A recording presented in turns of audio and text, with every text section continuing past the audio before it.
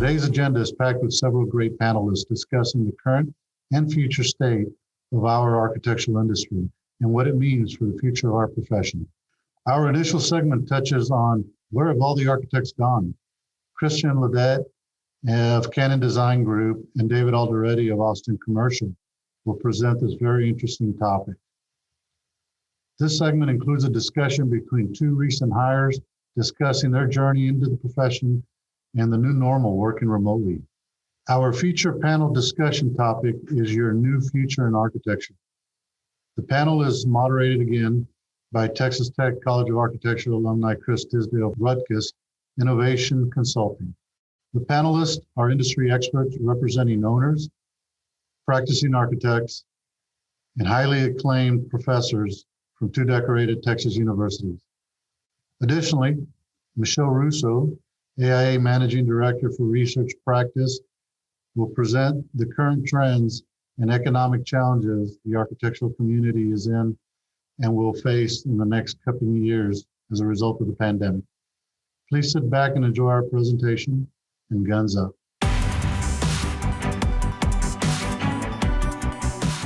So good afternoon, everybody, and welcome to the second annual Design Leadership Alliance Symposium, hosted by the College of Architecture at Texas Tech University. Guns up. Today, we're going to have a great conversation around your new future in architecture. And if you're an architect, I hope that you put on both ears for this one. And if you're not an architect, please understand that the new future of architecture is headed your way. You're going to be in it, you're going to be around it, you're going to see it all over the place. It's the built environment.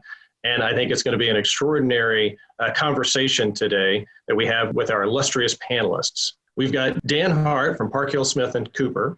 We've got Daryl Wescott from STG Architects. We've got Richard Morris from M Strategic Partners. We've got Rodney Hill from Texas A&M University, Department of Architecture. And we've got Julie Zook, Texas Tech University, College of Architecture. Now, I know what you're thinking. We've got Rodney and Julie here to start a fight and go crazy because you got Texas A&M and Texas Tech, and you know we can't have both people on the same video, but luckily we're virtual. They can't do anything to each other but smile and be friendly. So I think it's all going to be just fine. Everybody in Texas, calm down. We're all good. All right, so let me start first by asking a general question, and I'll pick on different people as we go through this, but I really want it to be a conversation for you and for us. Rodney, tell me a little bit about your own background, who you are, how you became, how you got into the profession of architecture, and to be honest with you, what is your perspective of architecture today, currently? All right. I worked in Dallas for 3 years, Pratt, Box, and Henderson, and then in Houston for CRS and others. And then I got interested in social and behavioral factors and architecture, and Berkeley was the only place offering that. So I took off to Berkeley. While I was there, the World Future Society had their opening meeting in San Francisco. So I went over and participated. When I got back, the Berkeley students demanded a course in creativity, and the dean said, "You're the only person crazy enough to teach it." So I taught the first futures course at Berkeley.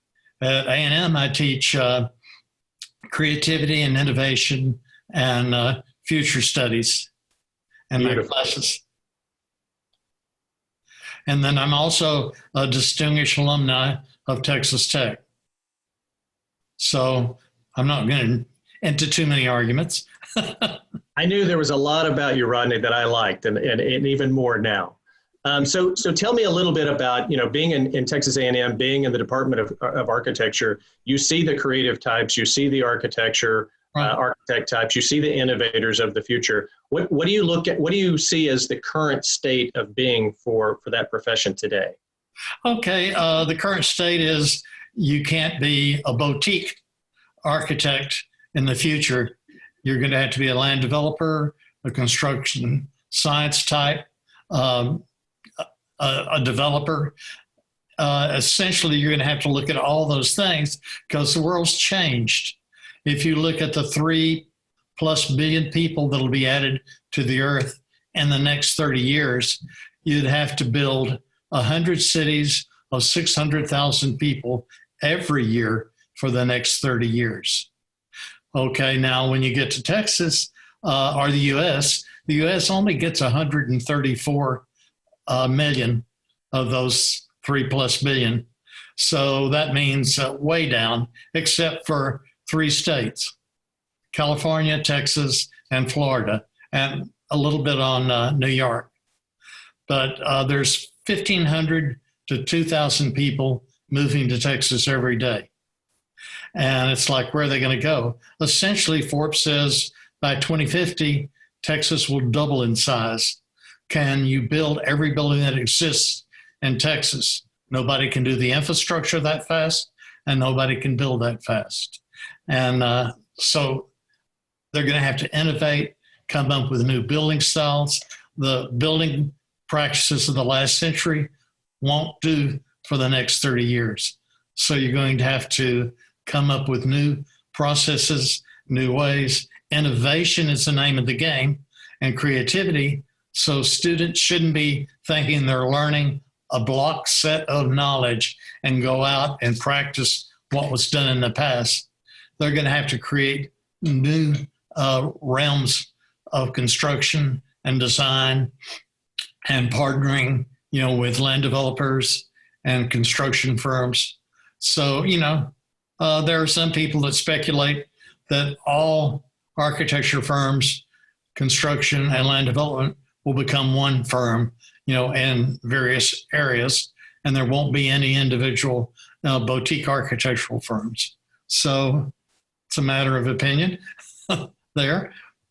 Amazing amount of opportunity that sounds like in the future for the AEC market, architects included. So right. I really appreciate the perspective. And so let me pick on Richard.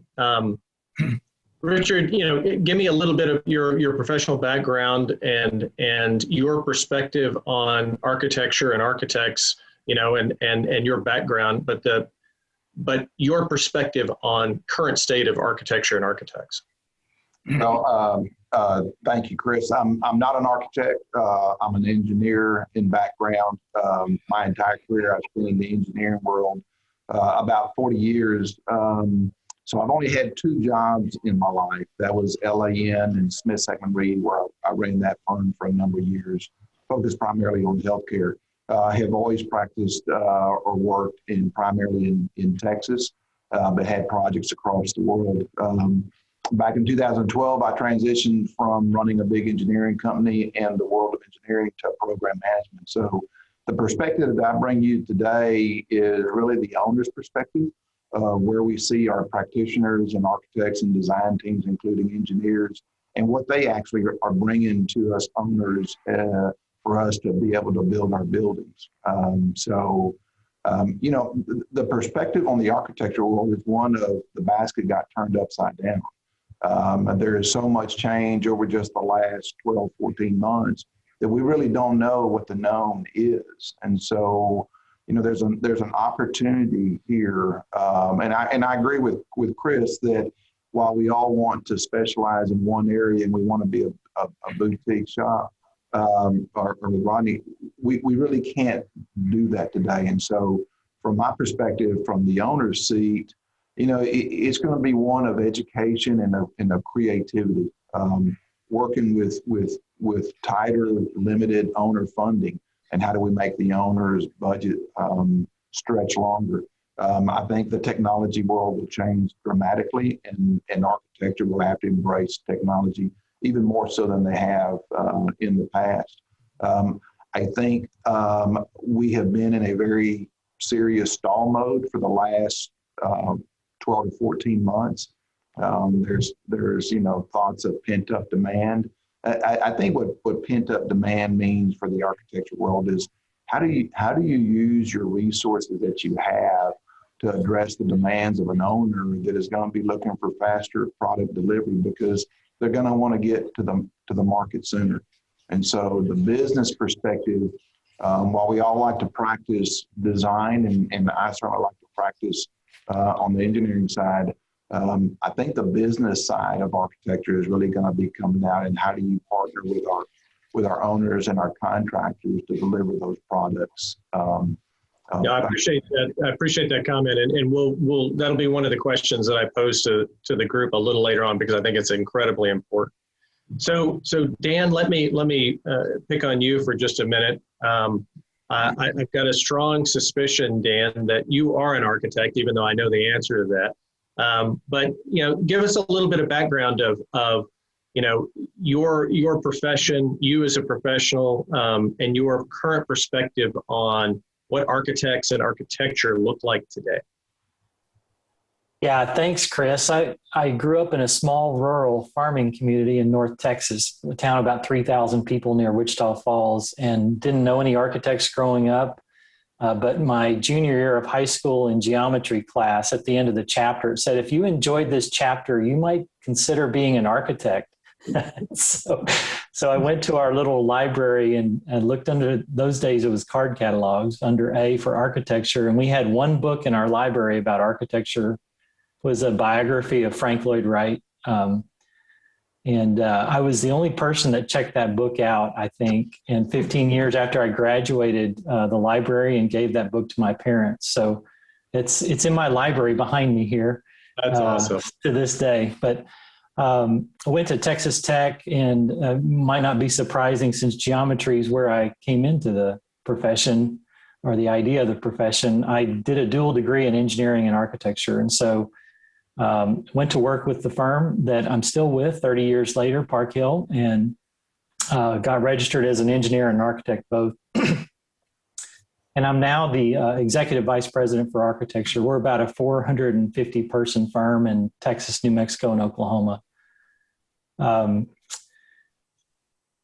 So I guess one other detail, I am president-elect of AIA, the national organization, will be president in 2022 of AIA. So a long history of involvement in the profession from that aspect too. I think just taking a little bit of a different slice at the numbers that Rodney was talking about, by the year 2060, the global building floor area is expected to increase 2.4 trillion square feet, which is doubling what we have now on the planet. And almost all of that is going to happen in urban areas. Until the year 2030, most of that construction is going to happen in the global north, which is the US, Europe, and India. And then from 2030 to 2060, that next 30-year period, most of the construction is going to happen in the global south, which is Africa and India. So if you stop and ponder those facts for a few minutes and start to think about the implications of all of that, and also realize that all of that is new construction. So we've got this whole other half of our construction at that point that's needs to be renovated or dealt with in one way or another. How we handle that response is going to make all the difference in the world, obviously. And the sophistication and the sensitivity we bring to that as a profession is really going to be, we're entering into a period of great upheaval and change, I think, as we're hearing as a theme. So I think that it's reasonable to expect the boom that we see in the global north, that's US, Europe, and China, that's going to happen first. That's this next boom that's coming. We think of those as the more developed countries. The boom that comes next in the global south, India and Africa, we might think of those as less developed countries. It could well be that that second boom is the more sophisticated one, because we've learned so much through the first boom. So good news here, massive opportunity. Chris, you already said it.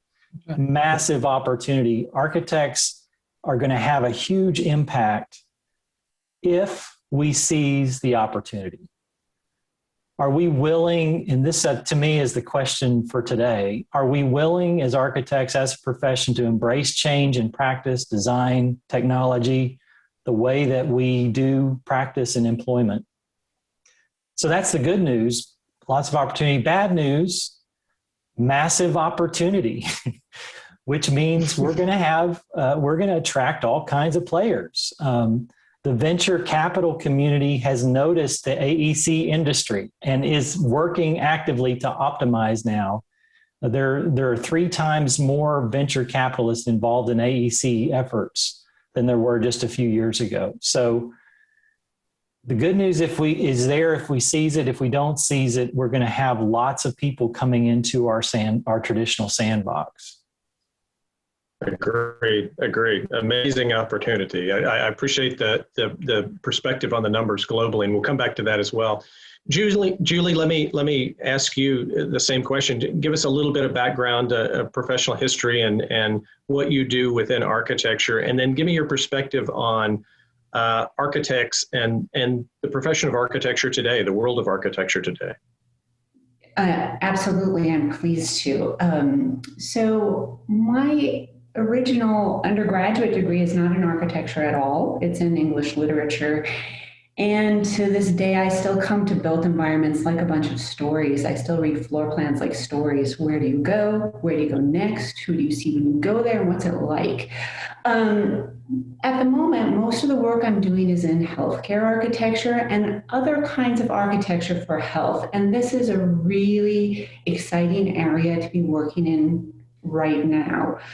A year ago, if I had said health is really strongly conditioned by environment, it's not just individual decisions, it's context in which you find yourself, that might have been considered an extreme sort of thing to say. Today, I think it's a little more intuitive.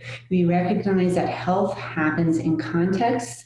Contexts are very often constructed, and the decisions that architects and engineers make in the construction of environments has a lot to do with how healthy people can or cannot be. In the population health world, they have an expression that your zip code matters more than your genetic code to your health. So strongly are environmental influences on our ability to be healthy. So that said, I think there's a number of super interesting and exciting things happening in healthcare architecture. First is a sort of idea that health is everywhere.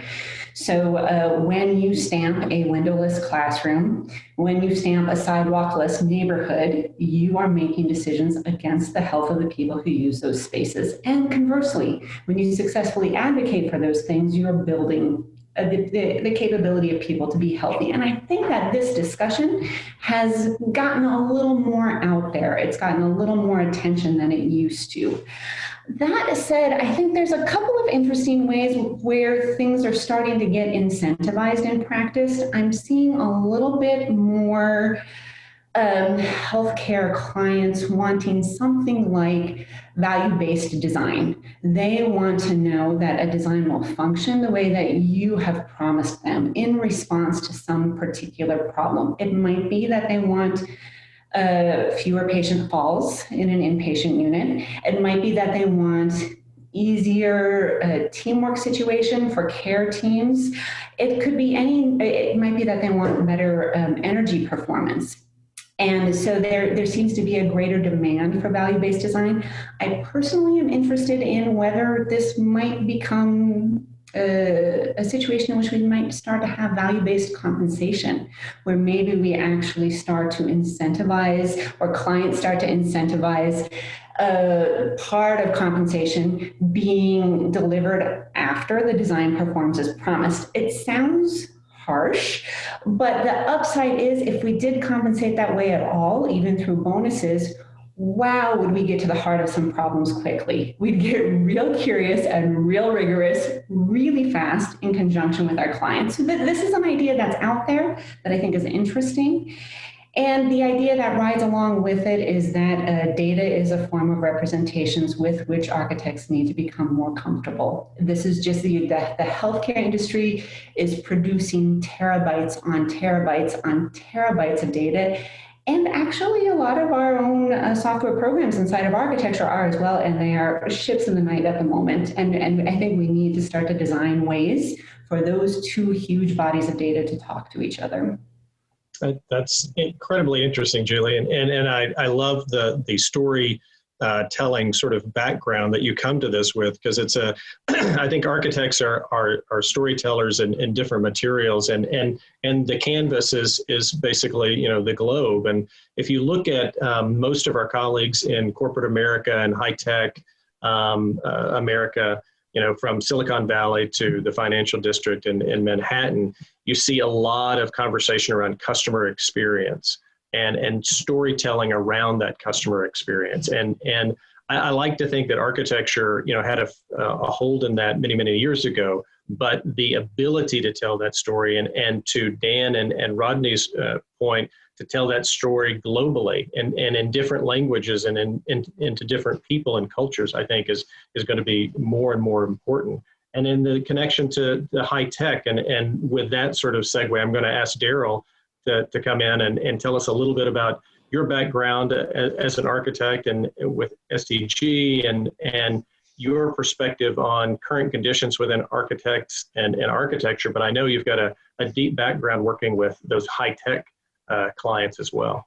Yep, absolutely. Hey, everyone. Daryl Wescott. I'm Associate Principal at STG Design in Austin.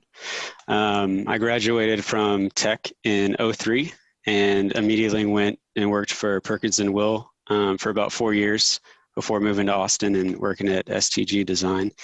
It's funny that hearing everyone's kind of background and reasoning for going into architecture, mine's kind of spread across anything. Julie, you said, you know, background in literature. It was in high school AP English where I started thinking conceptually for the first time, like really diving into like stories within stories and like the reasoning behind some of those things. Dan, I had a project for another class in high school where they're like, what do you want to be when you grow up? And my mom was like, you're really good at geometry. You suck at math, but geometry you are really good at. So maybe I should, she was in real estate and she's like, let me get you to set up with these TI architecture firms. And so I started interning over the summer.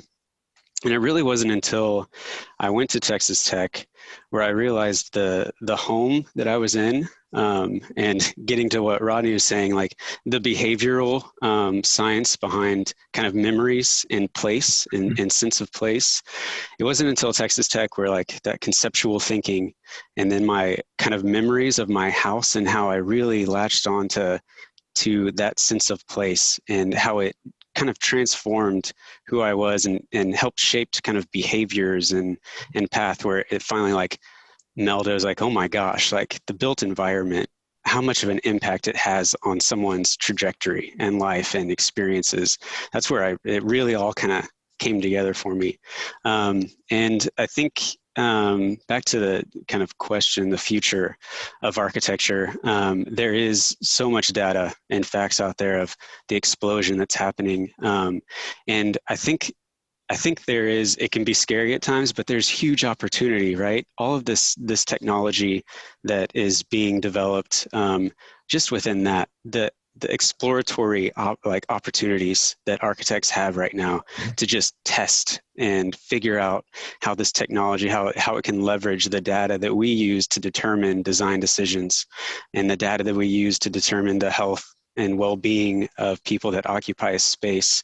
I think the opportunities are astronomical. And to the sandbox, our sandbox is kind of getting overrun by other people, but at the same time, I think we have an opportunity to kind of mess around in other people's sandboxes when you're talking about technology and going straight to fabrication from drawings and 3D models that we're working with these fabricators and manufacturers directly. We're starting to find new ways and tools to leverage the built environment and how that built environment comes to fruition. I think the name of the game is new technology and the data that we get from that and how we're able to use and leverage that data for the betterment of the people that are going to be occupying that space. Because although the explosion is going to be huge as far as density and the amount of people and amount of built space we're going to need, it is going to come down to the person and having that human-centered design that I think is going to really make sure that architecture stays like on that path and has a kind of beneficial impact to society.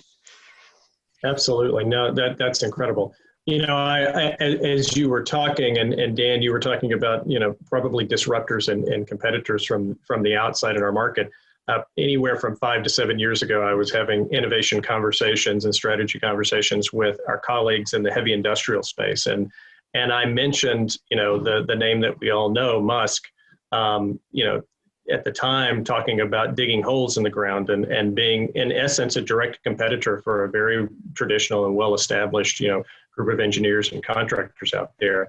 And most of the comments were Elon who, right? And now we've got someone who's digging tunnels under, DC Capitol, and he's digging tunnels under, I guess the more glitzy version of the DC Capitol, Las Vegas, Nevada. So, at any given time, we have new competitors and new disruptors. And I personally like that because I think it makes us better.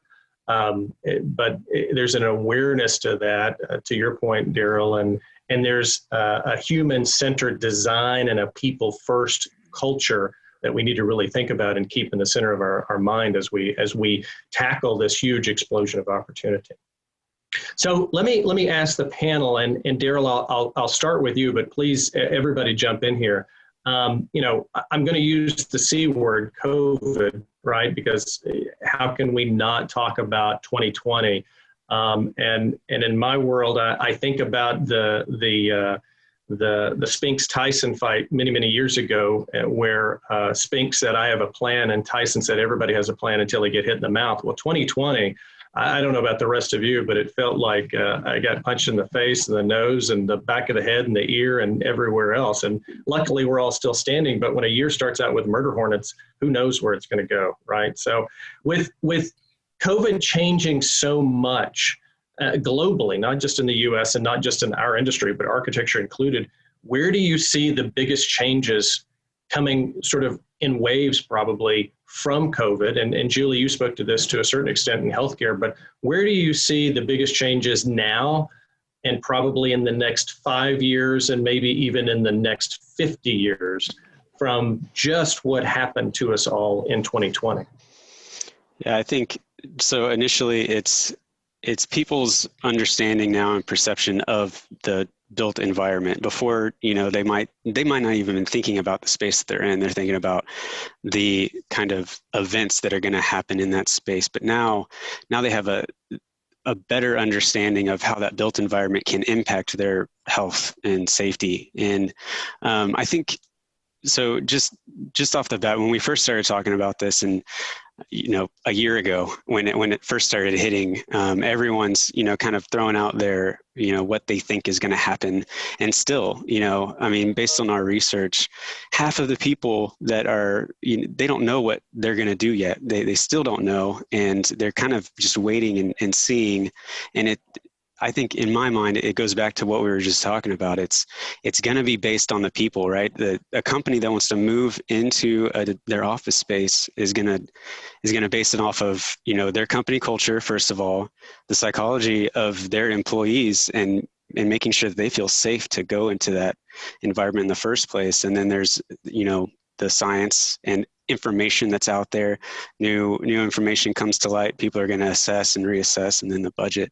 I think that when we start off designing a space, we don't completely pack it full of workstations. We don't make it super dense. That's something that usually comes up later as they want to take over kind of open spaces that we've designed for kind of collaboration, and they pack it full because they want to make it super dense. Now, I think COVID is causing people to really think about how that space is being used and utilized.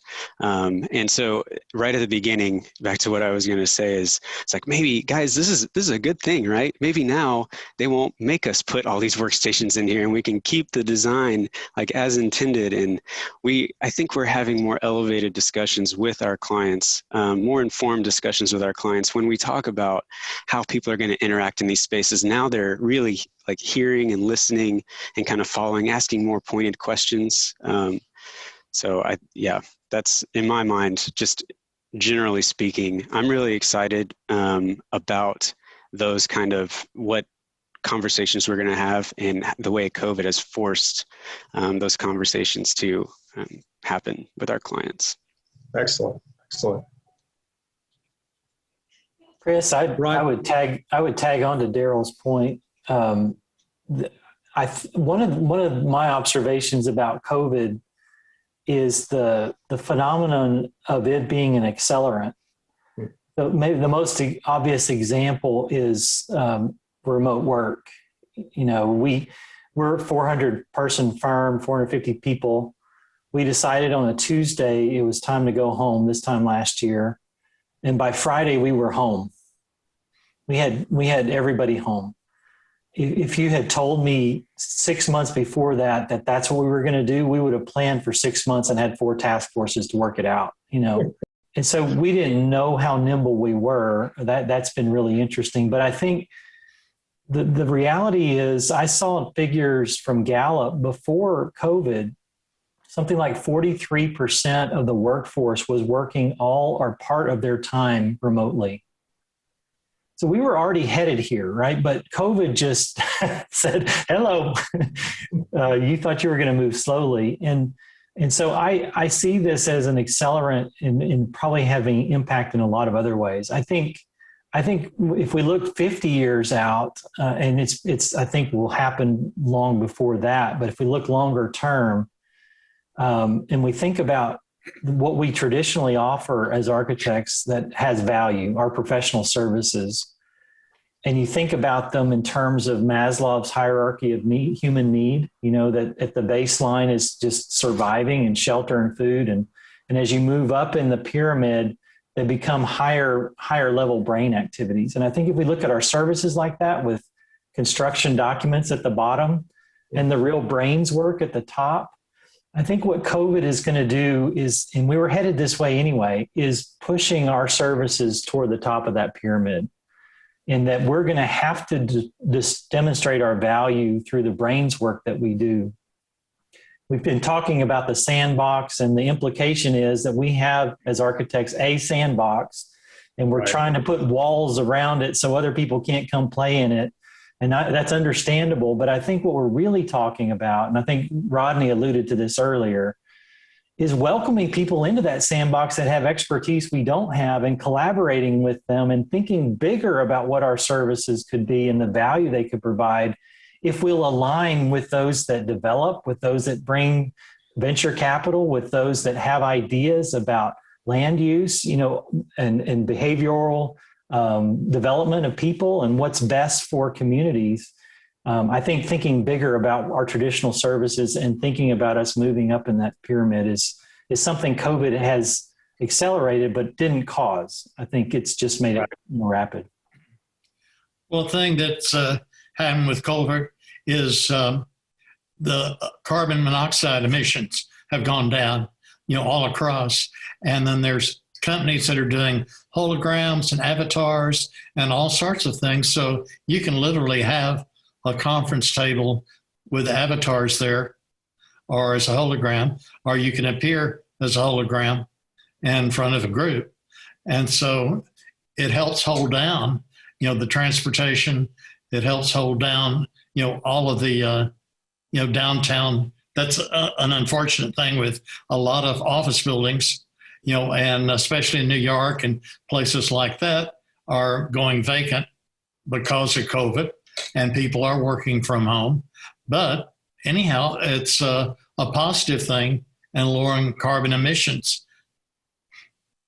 I work with a number of organizations now on the innovation front, and it's interesting to hear how they look at metrics now. Metrics are measured, you know, in utilization on number of minutes on Zoom. So some companies had, you know, 3 million minutes as a company on Zoom, you know, pre-COVID, and 20 million minutes on Zoom, you know, on a daily, weekly kind of basis. And it's interesting, your percentage, Dan, that you quoted there. I've seen numbers from McKinsey and Lloyd and others on now today, as of, you know, let's say December 31st, 2020, how many of us want to go back to work, you know, 5 days a week? And it's roughly 46%, at least US based right now, that say we're not doing it. You know, it'll be a 2-day on, 3-day off or something, or remote. So we'll talk about, you know, working from home in a little while, but I think it's interesting around how that affects if the architecture is built to, you know, what Daryl was alluding to earlier, for sort of half the number of us at any given time. Not that we won't all interact at some point, but when that some point, might be, is spread out. I think it'll be interesting, as the future gets here. Richard, if I can ask you, from an owner's perspective and from M Strategic's perspective, what has been the biggest impact that you've seen? You talked about the basket being turned over. What did that look like in 2020? And what does it look like coming out of 2020? Well, I think everybody keeps talking about your sandbox. And, I think Dan's right that, your sandbox is wide open. You really can't build walls. From an architecture perspective of what students and what practitioners need to look at is what COVID-19 has taught us is that we can be anywhere in the world and offer expertise. And so when you do this, your sandbox really has no walls. Matter of fact, it has no island. It's you can be collaborating with somebody in Japan or Russia or South America or in Antarctica. It doesn't really matter. And the same applies for your talent pool. Your talent pool was perhaps if you were local, you looked at Houston, or perhaps you looked at Texas or just the United States.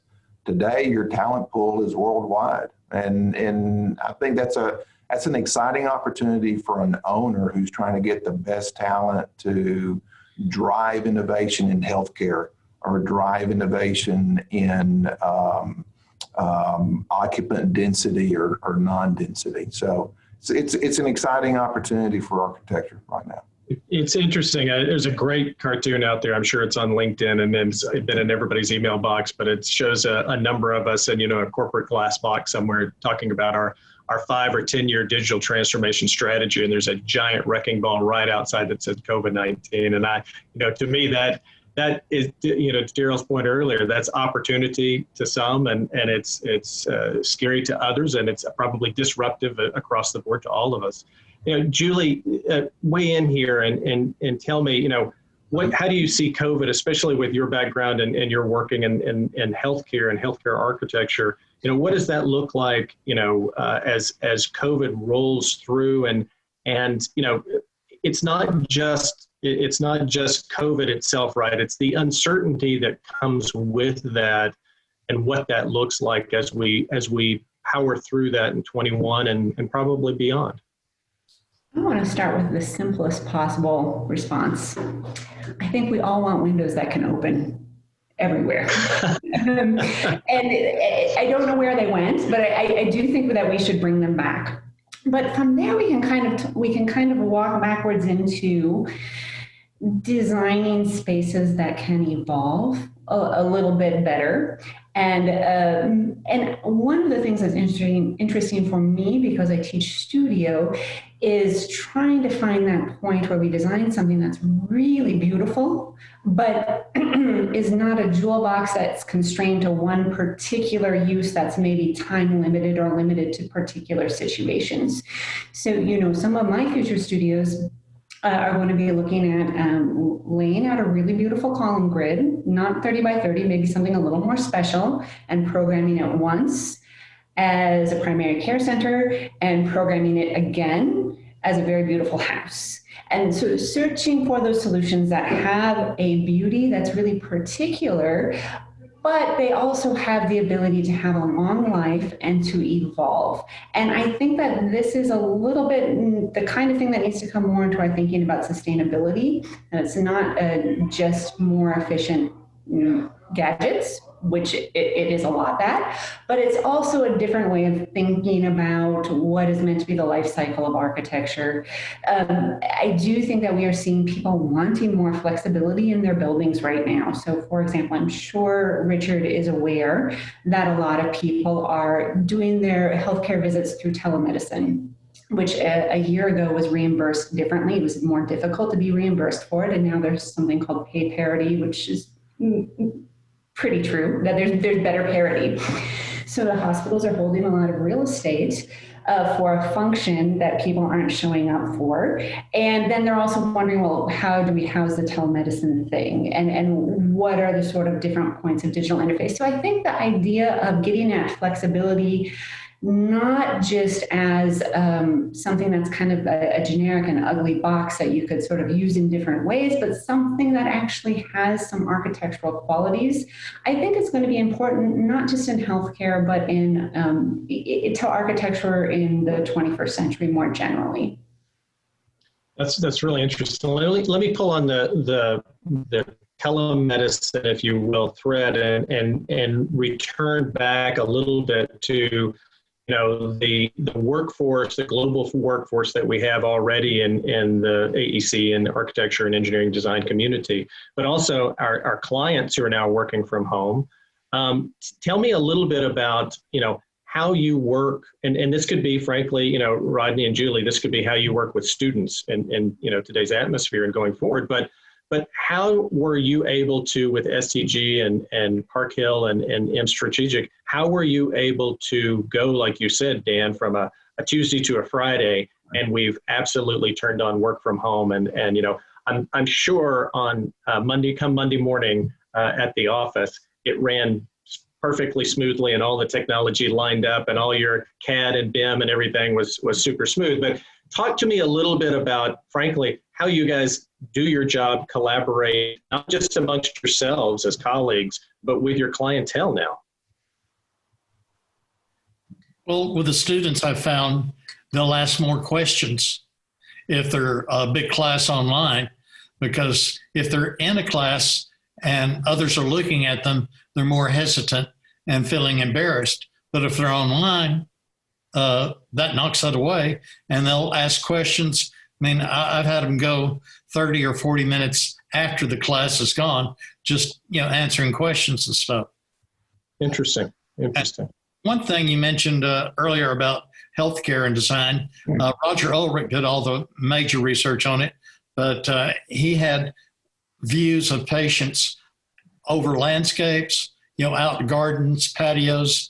Those people get well faster and take less medication than the typical hospital room that looks out on an asphalt ceiling, roof, et cetera. But there's a lot of research on setting up healthcare, to make people healthy. Interesting.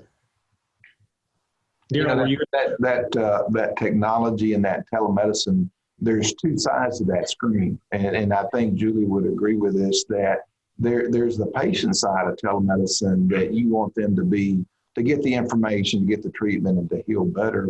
But then there's also the clinician or the person that's providing that on the other side. Both are extremely in need of getting that same experience from the front door to the seat. In today's world for architecture, it's a completely different world. How do you provide that virtually? And how do you avoid that fatigue? I'm sure all of you have an opportunity in the past to go from meeting to meeting, and you have that 30-minute break driving from one client's office to the next. Today, many of us are accustomed to launching on 8 o'clock and wrapping up by 8:55 and launching on 9 o'clock, and it goes throughout the day like that. So, I think architecture is going to provide some really incredible relief research for the technology-based industry, because everybody's working remotely now. So how do you provide that relief as well, that buffer? Australia has a system where for telemedicine, they'll send a nurse out to each patient that's going. So there's a physical person there, taking the pulse, blood pressure, the whole bit, while they're talking to the doctor. And they seem better connected, than just, totally online. Sure. Yeah. Zoom fatigue, right? I mean, that is a real thing that I did not think was going to be as real as it is. And I mean, you're right, Chris, and back to what Dan was saying, this has forced us. We were already kind of on the path.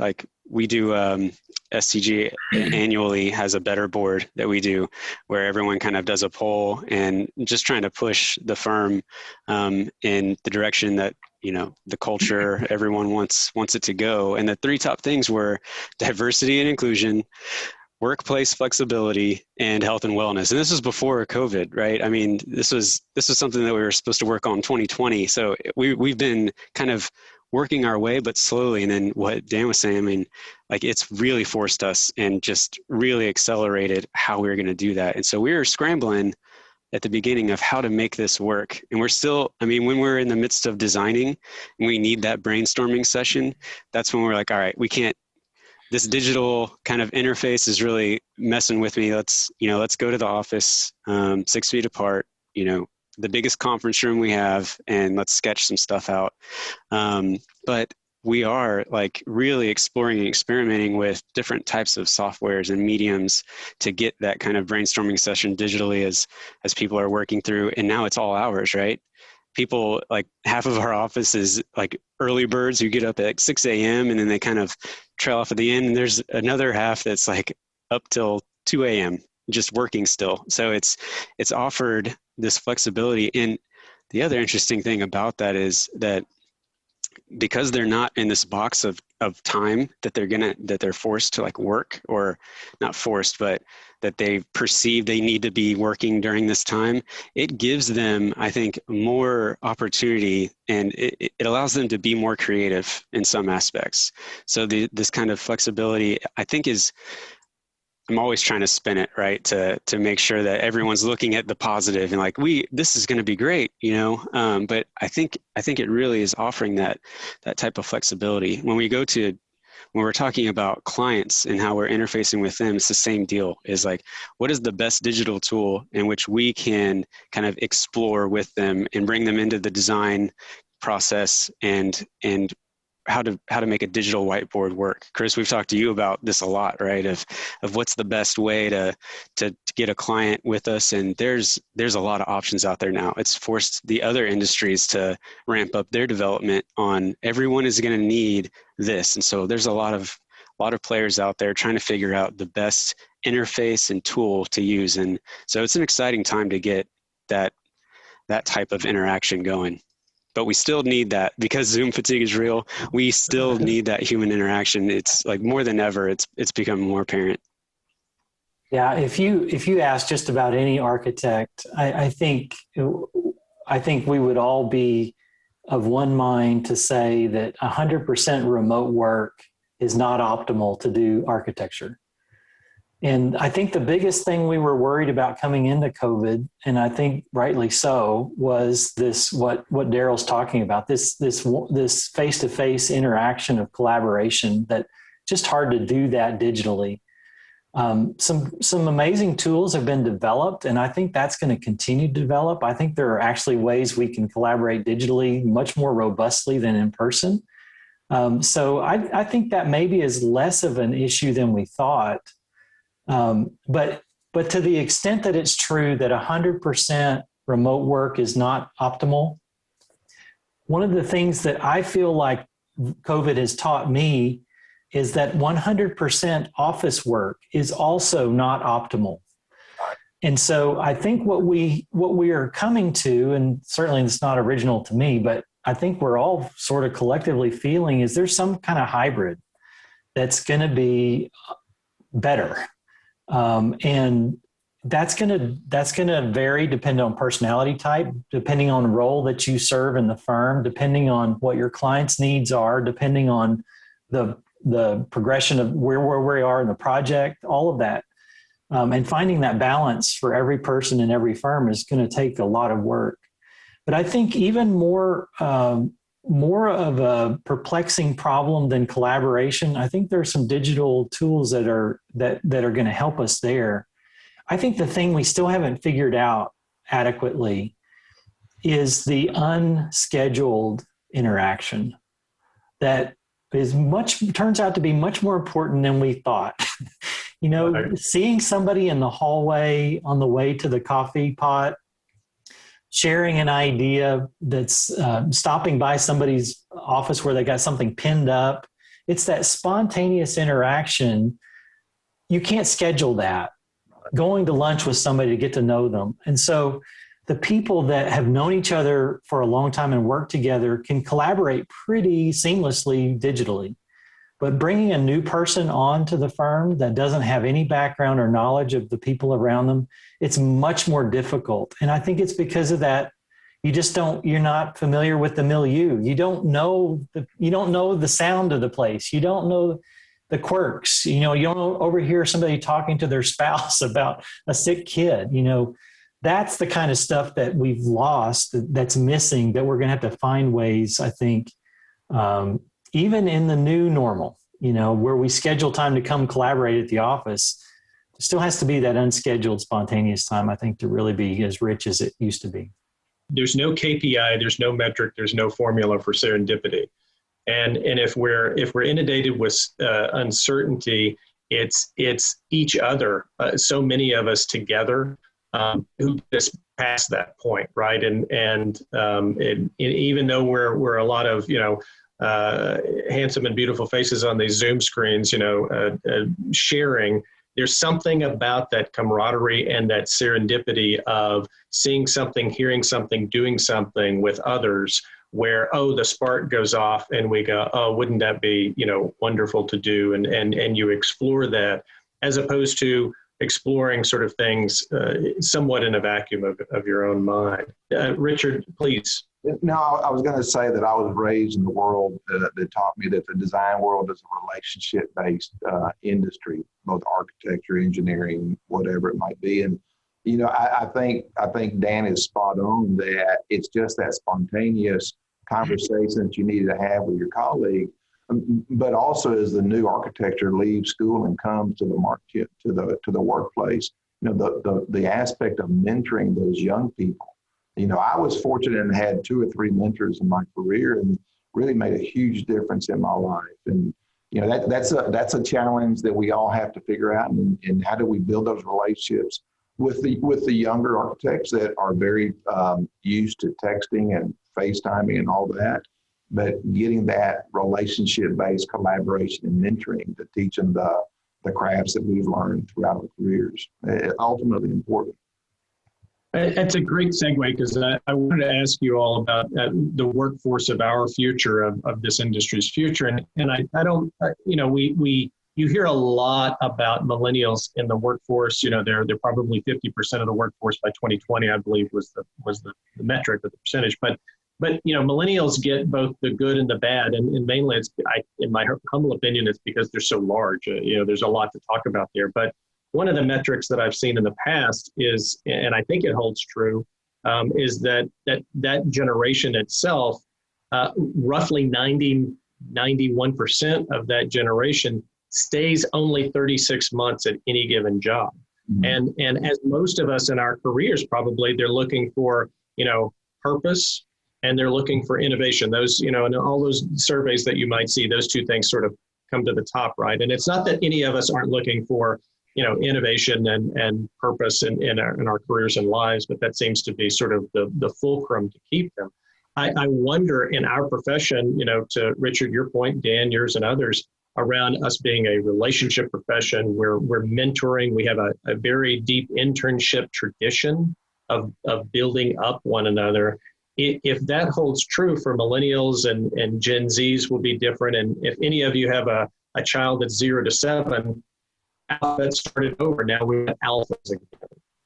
And just as an aside, there was a little bit of sort of psychology research done where we had about a dozen 2-year-olds with iPads in front of them, and they were tapping away at the iPads and getting to content. And those iPads were taken away, and magazines were put in front of these 2-year-olds, and they tapped and poked, and most of them started to get upset and cry. But the thing that really blew my mind was they touched their fingers and they touched to themselves to see if they were working.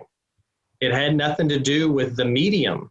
So we think millennials might be difficult. We think Gen Z might be difficult. Wait until the alphas get here and we tell them they can't fly, right? Or something to that effect. So I'm just curious, how do you see that generational move of filtering through our industry? And to be honest with you, how do we capture them? Because in truth, they're not coming. They're not coming to architecture, engineering, construction, oil and gas, EPC for a myriad of reasons. Well, there's a change with, like you say, the generations. One of the major companies had all of their rules and regulations on retirement and all sorts of things, and they had it where you could read it. And then they issued them nano iPads where, the new ones could use it. All of the millennials, the new ones, preferred the nano iPads. All the older generation, preferred to read it out. So it's a different group. Very well connected digitally group. Right. One of the global digital things that's worked, there's a Filipino company that does prefabs, and they finished up a $500 million hospital for the Marines in California. It came in $1 million under budget and 6 months ahead of schedule. And they're starting to be used all over the place. And there was no face-to-face. It was all a digital thing, but it's a different method of construction. Interesting. I work with a firm through some consulting that I do that is completely employee owned. And the initiatives that I work with them on, it's their high level initiatives, but there are a lot of relatively young people at the table. And I do think that you're dealing with a group of people who went to great expense to get an education and put a ton of effort into it. And they have ideals and they have ideas and they wish to have ownership. And I don't think that, we can expect them to act like they have employment security for multi-decade. They don't. They know it.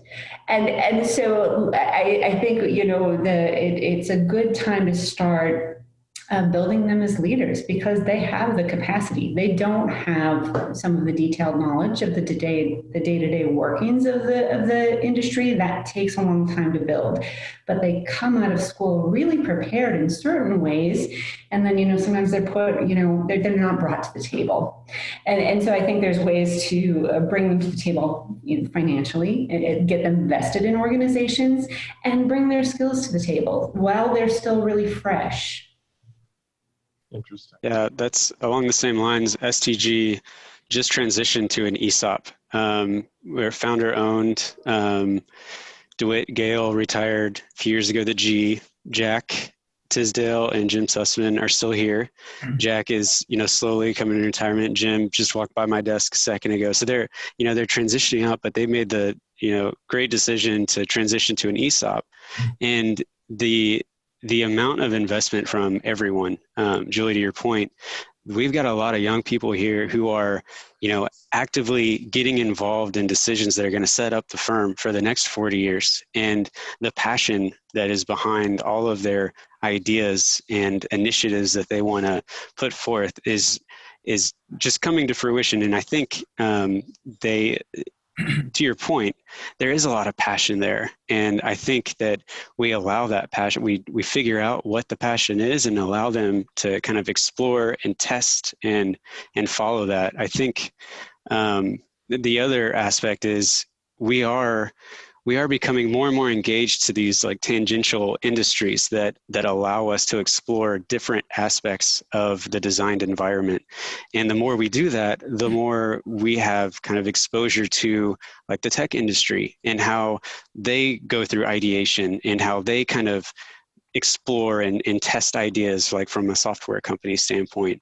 And the more that we have exposure to that, the more that we can kind of learn and understand that company culture and apply it to the way the architecture design process is, the construction process is. I think just because of those exposures to the tangential industries, we can really learn and grow and foster the type of kind of young generation that is exploring for, that meaning.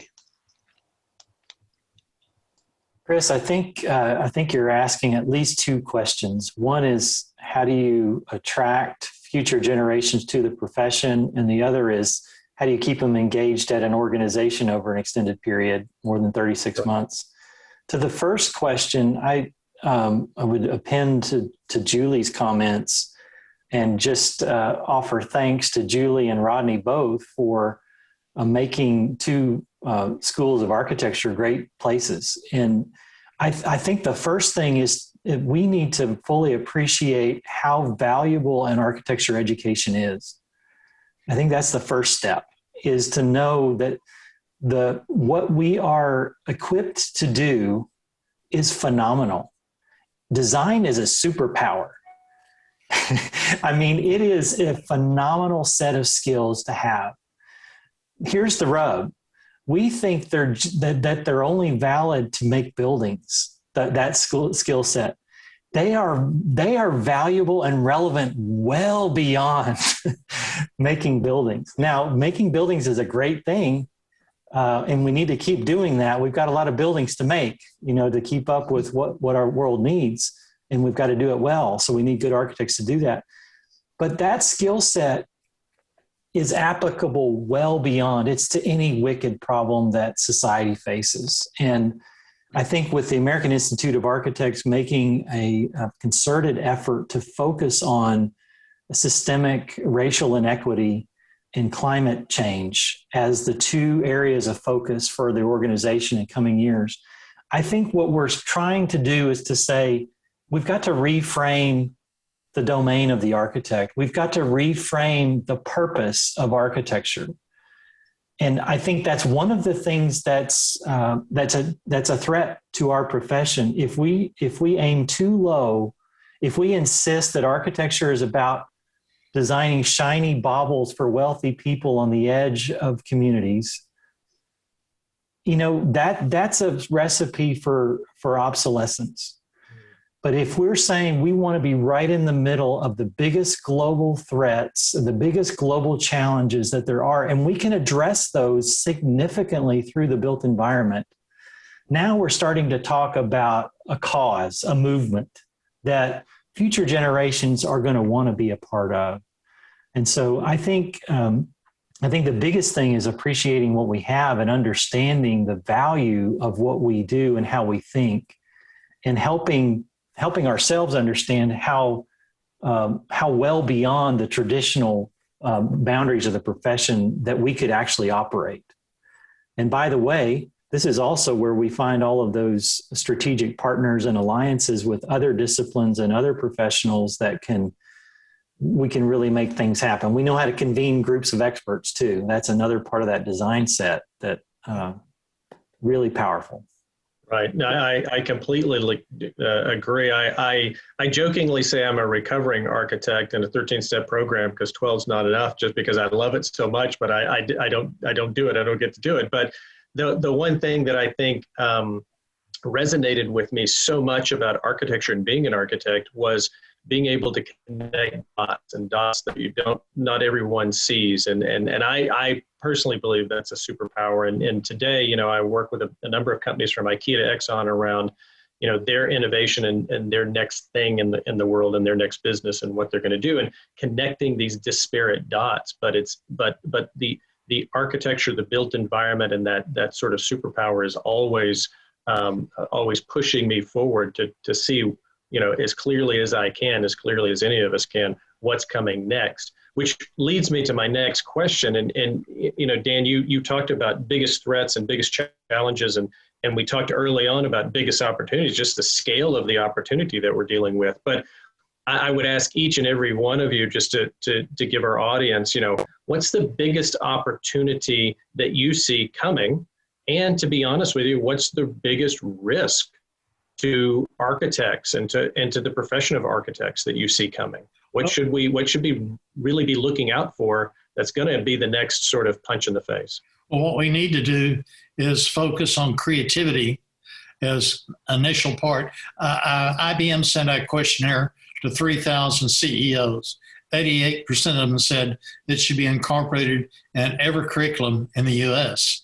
And so the class I teach on creativity and innovation, every other week they have to come up with an original idea that's patent searched. And we've established a student incubation center on campus, so we'll provide them with lawyers. So they don't have to stay within the field of architecture. They can venture out and do other things. But the class is mixed with engineers and business majors, and we pair them up that way. So they're interacting, with other majors. And several of them have come up with very good, viable businesses and gone off in different directions. Interesting. What do you see as a risk that we need to try to avoid, or that may be coming, that may be disrupting our profession? Well, who's going to take over the built environment? You know, like you were saying earlier, that the developing countries are going to be in the majority, you know, come around 2050. Europe loses 40 million people. Russia loses 34 million. And so the developed countries are no longer going to be the heavy population. GDP of the Big Eight will no longer be the Big Eight. So the biggest problem is who's going to take it over? Will it be land developers, construction companies, or are we going to collaborate? So I think the collaboration is what we need to get into, because it's going to develop, and the boutique firms are no longer going to exist, except for very rare, you know, circumstances, just in my opinion. You know, I was thinking about the biggest risk and the biggest opportunity. You know, from my seat, the biggest opportunity is to help educate our owners, those people that actually, you know, are paying for these buildings or these built environments, because there is so much change over the last several years. And you know, I love the idea of the flexibility that we're offering the students coming into architecture and allowing them to ask questions and allow them to experiment, because quite frankly, they may actually know the question better than we do. And they're in part can help educate our owners to address their problems, because at the end of the day, architecture is a problem solving industry. To Dan's part, you know, his comment about, you know, just being able to solve problems. I think that's the biggest part. To me, the biggest risk that an architecture student has is the competition of the world, because the technology is connected to everybody. And at the end of the day, everybody's trying to get out of school and trying to get a job and try to find that perfect position where they can problem solve. And today, you know, those boundaries are much wider than they used to be. Interesting. Artificial intelligence could take over a lot of jobs. By about 2030, I think they estimated 2 billion jobs in the U.S. or world would be taken over by artificial intelligence. Foxconn and China eliminated 100,000 employees and replaced them with artificial intelligence and robots, and their production increased 100%. So that's what you're going to see as they learn more and more. The routine things that somebody in the back room does, artificial intelligence is going to do for them. You know, but sometimes we're not looking for efficiency and we're not looking for getting something done quicker. Sometimes we're looking for a better solution. You know, there's a lot of solutions that already exist. Sometimes we want our teams to take the time to ponder a lot of different angles and come up with a completely different solution that, quite frankly, if we don't give architecture time to run through that thought process, right, we're really missing out on a lot of great opportunities. You know, a lot of great solutions that we don't know they exist. That's what we see architecture. I think along the same lines with what Rodney and I mean Julie was saying it earlier, right? Especially the healthcare industry, it's really focused in on how the environment has helped those occupants. But the opportunity, I think, is to apply that same thing to every single space that one experiences. So like just a multifamily developer, right? The baseline would be just a place where someone lives. Well, if are you student housing? So let's optimize this for a student. What does a student need? He just doesn't need to live and stay. He needs to study. He needs these places where he can do what he's trying to do better. And that's the opportunity, right? That architects offer is that creative problem solving to look at space and determine whoever the user is, what they need out of that space and how we can help them do what they need to do in that space better. And I think the threat is because of this explosion of, you know, space needed, and you've got other players and land developers, the threat is that people just rapidly go through that and don't spend the time, like Richard was talking about, to think about how people need to best use that space, how that space can benefit them and optimize like what they're needing out of it. Yeah, good point.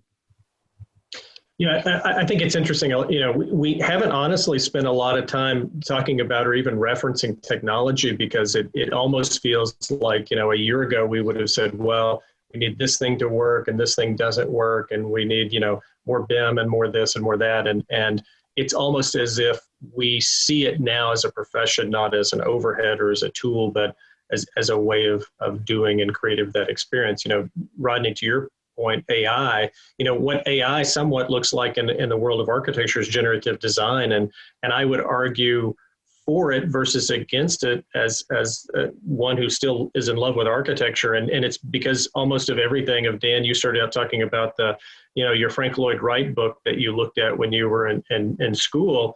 You know, in order for us to be able to look at the whole and the some of the parts like Wright did so many years ago, being able to take generative design and look at 14,000 iterations of an idea we had, and then be able to bring in those metrics that Julie, you and Daryl are talking about of the people and the surrounding and even the culture and the diversity. You know, these somewhat esoteric things that we put in as humans, as designers, as architects, now being able to put those into, quote, a program to be counted, you know, and be able to look at. I think generative design and you know, manufacturing for assembly and a lot of these technologies are unlocking, I think, what has probably even maybe held us back as a profession for many years. I think even those tools now that we have to communicate, and there's many of them, and Daryl, you mentioned this,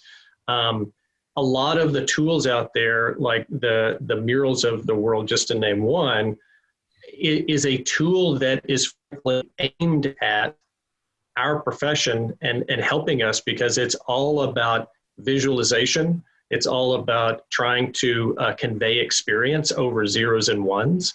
It's all about sort of that digital whiteboard visualization environment that we are so accustomed to. And I think as a profession, we try to translate to each other and our clientele. So I think all of this is actually conspiring for us versus against us. And I think it'll help us in a huge way as we try to eat this elephant that is the opportunity. You know, we're running out of time here, and it's been a great conversation. I've got one last question for the group here, and I would really like to hear, you know, what is your perspective of the business of architecture? And Richard, you sort of led with this earlier. To be honest with you, and to be very frank, how do we make money while we are trying to develop this beautiful experience for all our clients and owners and ourselves? There's nothing wrong with being, you know, prosperous in what we do and love, but how does architecture, the world of architecture, and how do architects make money in the future? Let me start with you, Dan. Yeah, well, I was reflecting on the last comments you were making, Chris, and I couldn't agree more. There's a Chinese game, Go, which I've never played, but I understand its orders of magnitude of permutations more complicated than chess. And of course, IBM Blue was designed to beat the best chess masters in the world a few years back. And sure enough, they've come up with an AI algorithm that can beat the best masters of Go now. But the fascinating part of that research was, yes, the machine can outdo the human, but they also looked at a method where the human played with the machine in collaboration. And that was the most powerful of all. And I think that's instructive to us. I think this is not a John Henry, it's man versus machine or people versus machine. It's what can the machines do to aid us as human beings, that we still have the empathy and the human experience and that aspect of human existence that's always going to be part of the picture. You know, there's the orthodontist woke up one day and Invisalign had come on all of our television screens. You know, this vinyl braces that you can order from home. It knocked their business down 40% overnight. And that kind of thing is possible for us. I think AI could do things like the Google Architect could come out tomorrow, and that's why I think it's so important that we elevate the things that can be algorithmized, that can be automated. Those things are eventually going to automation and AI. And so we've got to be looking at that top of that pyramid to continue to provide value to the world and to our clients. And so this age-old question in business, do you thrive as a business if you're specialized or if you're a general practice? That was part of your question. You specialize to create a niche and to become valuable in a niche, but you risk when that building type goes through a slump of taking it on the chin as a business. So think of retail and hospitality during COVID. Those firms really took it hard when the economy went out of the air, went out of that room. So the answer then is generalize. Well, if you generalize, you can't really compete with those firms that have drilled deep and have a very, very specific expertise. And so in my firm, which is a mid-sized to, I guess, large firm, we have to do both. You have to have areas of specialty, but you have to have a number of them to stay stable and vibrant. And I think in essence, that's what we have to do to continue to be viable. If you extend that concept beyond traditional services of the architect, thinking about bringing other players into the arena. I think Rodney started off talking about developers and capital and on the front end, and thinking about building performance and maintenance on the back end, and just how do we expand what we have traditionally done, invite these other players in to be partners in that process, and use technology to its fullest all along the way. I think that's the formula for a viable business into the future, as far as I'm concerned. Gensler is being very creative in that they're looking to the future. They're looking at what's happening with autonomous, vehicles. And so their partners met. They won't design any parking garage with interior ramps. They're all exterior. So as parking garages start disappearing, they can turn it into schools, office buildings, apartments, or anything else, whereas you couldn't if you have interior ramps. So they're thinking ahead. So I thought that was a creative idea. Right. And, Daryl, I want to come to you, and it's based on what you mentioned about being an ESOP, and Julie mentioned this as well. What does business look like when my gut feeling around STG is that everybody knows or believes that they're owner employees, right? They're not just, quote, employees, but they have a stake in the business, right? Mm-hmm. Yeah, I think so.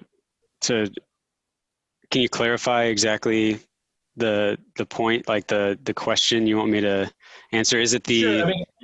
What does it look like at SCG, or what is your opinion of, the business of architecture? Mm-hmm. How will we make money in the future? And does it look differently in, for instance, an ESOP environment versus a founder environment? I don't know if it looks different, but I do know that I think the future is us to remain agile and flexible as new technologies are coming on board. We need to constantly be testing and checking and seeing like what aspect of architecture this has, and if it does, then you need to look at the business side of it. And is it something that can affect our revenue? Is it something that we can offer as a service? We are constantly asking that question for new certifications that are out there and things like that. The other aspect I think that will always be the reason why you need an architect, and the point that we're constantly trying to hit home with all of our clients is, with you for you is something that we want that client engagement from the beginning. We want to know what you want to do in this space, because when you're talking about how you use space now and how you want to use space in the future, we're designing in our minds. We're trying to figure out how best you can utilize a new space, or how best you can utilize an existing space. That type of interaction with a client and getting them on board early, getting an understanding of what they want to do, I think is a service that we will always offer. And as new tools and data come in, that especially with machine learning and all of that will come into play and help us save time, in my opinion. I love where this is heading. We're already implementing a lot of these kind of generative design tools that are helping us save time to think about the client more. While that's going through its iterations, we're asking the questions like, what parameters should we be putting in here? And we're talking with the client. What parameters are you really needing? Let's prioritize your needs and uses. And I think that's where we're headed, is figuring out, just digging deeper and deeper into who that client is. And the value just comes through when you can revert back to something they said as a priority, and you're taking them along on the process and then construction process, and then they're using that space. And you say, remember when you said that? Look at what we've kind of created together here. That type of kind of dream to reality is an experience that no one ever gets tired of, right? That's why we do what we're doing. And taking them along and holding their hand through that and watching them kind of experience that as well. I don't think there's ever going to be someone that says we don't want that. We don't want to experience that. And I don't think you can replace that either. The comment creating together. This is a relationship that Daryl has with his client, that the reiterative processes, that's the output that eventually gets there. But you don't know what the client's problem is, or you don't know what his preferred solution or what excites him until you build a relationship with him and you spend time with him. That's the opportunity with this new norm of flexibility and creativity, is understanding the clients better so that you know what questions to ask. And then you can take that journey with them and really solve that problem together. That's an exciting time for architecture. That's amazing. And Julie, let me give you the last word, and what the business of architecture from your perspective, and working with students and working with your own clients looks like. Absolutely. I think that we are in the business, we're rightly in the business of encouraging human flourishing. I think at the end of the day, that's what our social mandate is to improve the way that we live as individuals and as society. And I do think students are really excited about that. I think technology can be pressed into that service, but that a little bit depends on us and how we manage it.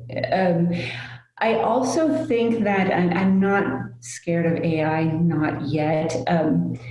A few years ago, JP Morgan, Amazon, and Berkshire Hathaway got together to disrupt and totally innovate the provision of healthcare. I see some heads nodding. I was not the only one who heard about this. And the projections were astronomical. Like these data companies were going to know what was wrong with you before your doctor even stepped foot into the room. They quietly shuttered that last month. They quietly shuttered the entire initiative last month. They got as far as having a few telemedicine visits.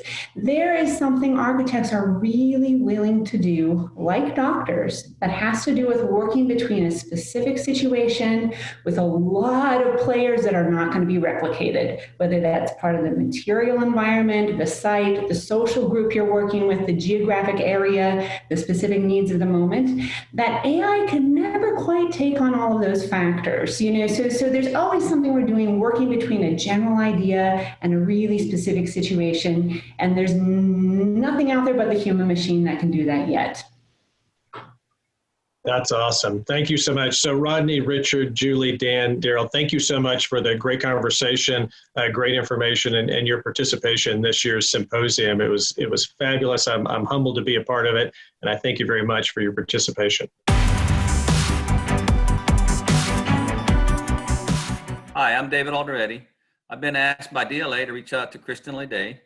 It's been about 12 months since the pandemic started, and God knows it's made changes for all of us. A little bit of background about me. I'm a Texas Tech graduate. I've spent 28 years in the industry. 17 of those last years were with Gensler, where I was the studio director. I now work for Austin Commercial here in Houston as a business development manager. We are excited about this particular session.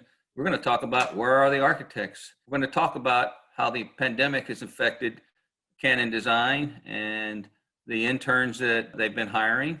And I think it'll be an interesting session. So without further ado, let's talk to Kristen Leday. Great, thank you, David. My name is Kristen Leday, and I am also a graduate of Texas Tech. I graduated with a Bachelor of Interior Design in 2001, and I'm happy to be a part of the Texas Tech Design Leadership Alliance to help promote the collaboration between the academia and our industry. And I'm here today to share a little bit about the experience and our journey over the past year, from shutting down in the middle of, or the beginning of the pandemic, if you will, and how we have adjusted in our world virtually with our clients and with our colleagues and our collaboration. And I've invited two recent hires to our firm to share a little bit about their experiences, and I look forward to you all hearing from them about their journey from graduation last year up until joining us here recently. And I'll be able to share a few more details about what our office environment is like and what some of our meetings are feeling like as we collaborate virtually. So with that, I will let Katie and Emily introduce themselves. Hi, my name is Katie Dente. I'm a recent hire at Canon Design. I'm an architectural designer, and I got my bachelor's degree from the University of Florida with a major in interior design. And I recently graduated from the University of Southern California with a master's in architecture. And I moved out to Houston. So I graduated in May of 2020, great time to graduate. And then I moved to Houston at the end of July. So I've been here since then. My name is Emily Chenier. I'm originally from a very small town in South Louisiana. It's called Lutcher, Louisiana. I went to LSU for my bachelor's degree in interior design, and I just recently graduated in May of 2020 as well. And now it's brought me here in January of 2021 to Canon Design. So Kristen, let's talk about what's happened in the last 12 months to you guys. What have you had to change? What do you have to do differently now? Yeah, so it definitely has been interesting. I can still remember about the third week of March on a Monday afternoon getting the message that we were going to be shutting down our office. And I pulled the Houston office of Canon Design together to really deliver the message that everyone needed to pack up their things and be prepared to work from home for a period of time. I can honestly say, in my mind, I thought it may be a month or 6 weeks, something like that. And it turns out almost a year later, we are still working in a virtual world. I think the first few weeks since going virtual back in March, we spent a considerable amount of time making sure that our teams had the necessary tools to be able to work virtually. We were very fortunate at Canon Design that we already had a virtual platform able to connect our offices and 1,000 people across the world together. So it was a pretty easy transition for us.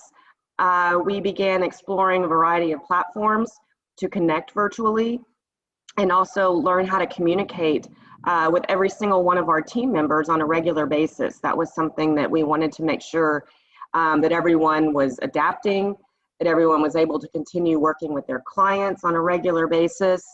And our clients were experiencing that as well. They were going into virtual environments.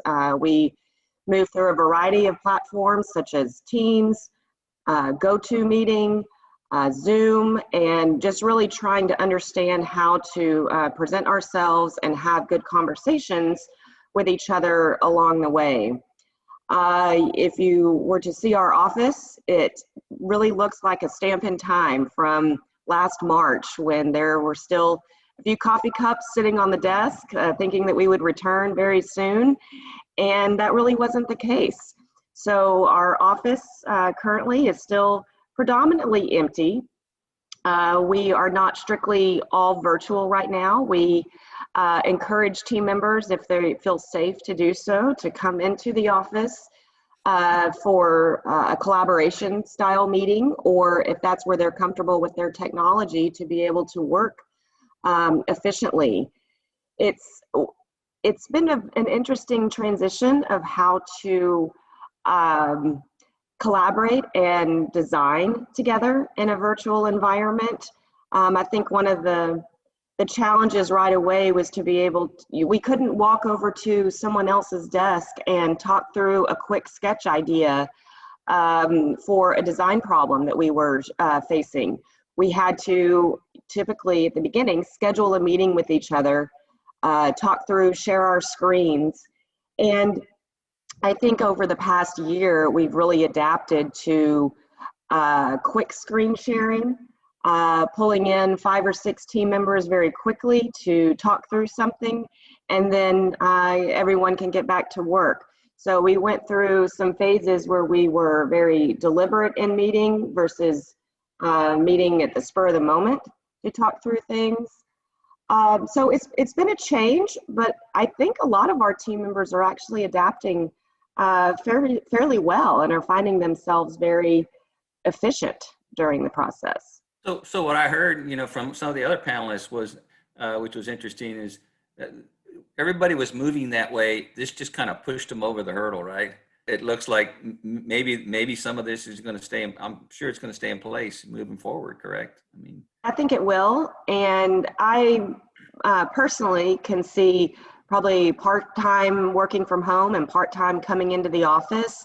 There's something that's really exciting about a group being in the office together to re-energize the team and to get motivated again with some excitement around a project, or just to see our friends. I think that's one of the big changes, is we don't all go to lunch together anymore in the middle of the day, to have that mental relief together and the friendships that are held within the office. And that's been a big change. So we're starting to see a blend of that, where people want to come in and have that interaction and that socialization together, and then go back home and do the remainder of the work that you need to get done.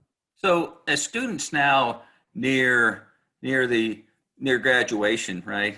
So tell us about what you're looking for in interns, and what programs, those kind of things that they need to be aware of and be prepared for as we enter this now pandemic world that we live in. Yeah, I think we're definitely looking for the team members that have the talent and the ability to navigate in the virtual world and understand the different programs and how to collaborate in that virtual world. So just that understanding of how to log on and do what you need to do on screen. That's a different talent, I think, than most folks that may have entered school 4 years ago are ready to demonstrate when they talk to future employers.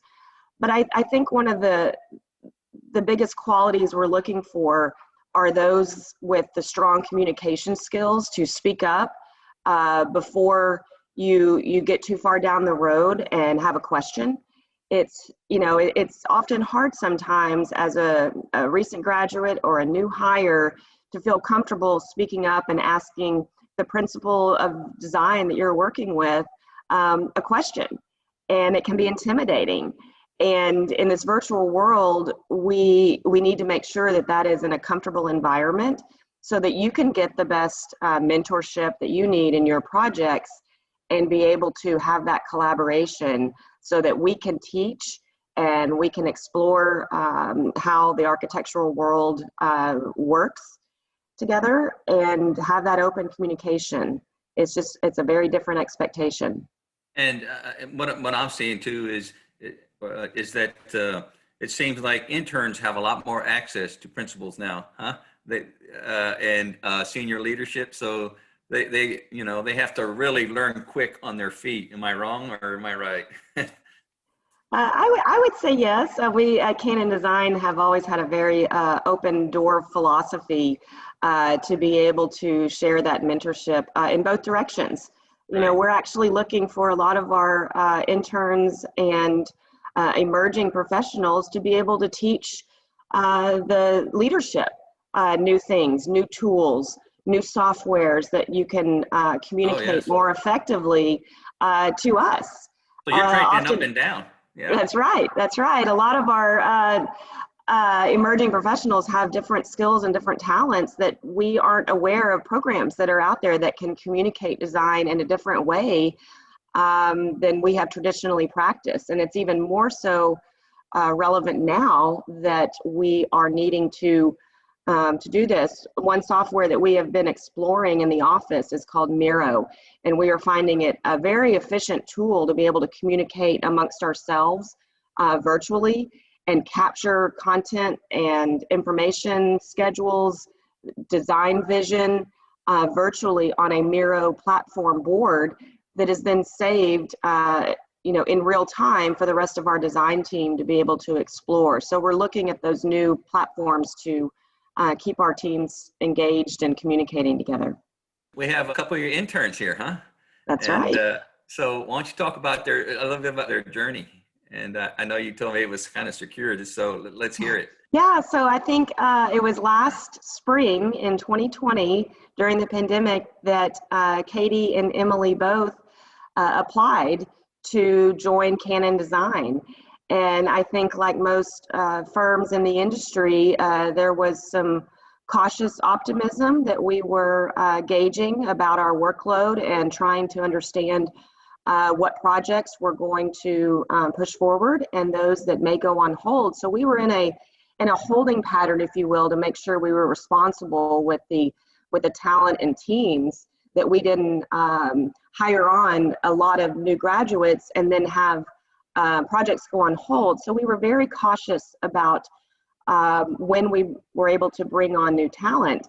And fast forward about 9 months, as many of our projects began to open back up and start work again with our clients, we actually went back to Emily and Katie that we really wanted to bring on last spring and said, okay, we're ready. Are you still available to join us? And we had kept in touch with them throughout those months just to kind of see where their journeys were taking them and where we might still have opportunity together, because we identified some strong talent in 2020 that we wanted to make sure we were still able to capture. So that was the timeline that we were experiencing with them. And I'd really like to hear from Katie and Emily about that timeline and how you navigated the professional world during those off months, if you will, after graduation. Yeah, so it was definitely a very strange time period. So I personally started applying for jobs in around January, February, and then I had interviewed with Canon Design in March, and that was about the first week.